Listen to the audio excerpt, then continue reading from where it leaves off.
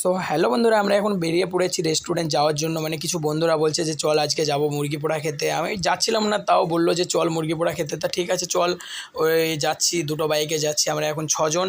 তো ছজন যেতে যেতে ভাবলাম যে ঠিক আছে একটু ব্লগটা বানিয়ে নিই। তো ঠিক আছে, ব্লগটা বানাতে বানাতে দেখলাম যে মানে বলেই দিই যে কীভাবে যাচ্ছি আমরা, কত দূর যাব। আমাদের বাড়ি থেকে মোটামুটি রেস্টুরেন্টটা যাবে তোমার ওই 9 কিলোমিটার মতো, আর আমাদের টাইম লাগে মোটামুটি 15 থেকে 20 মিনিট মতো।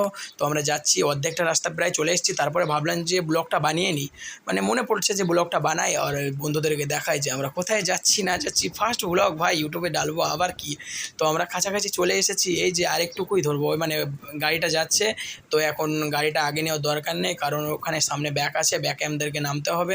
তো গাড়িটা আগে যাক, এবং গাড়িটাকে যেতে দিচ্ছি। ওই যে একটা বড় গাড়ি আসছে আবার সামনে, তো গাড়িটা চলে যাক। আমরা এখন যাচ্ছি, ব্যাকলাইট দিয়ে দিয়েছি। আমরা এখন যাব, নিচে নেমে যাব, নিচের দিকে নেমে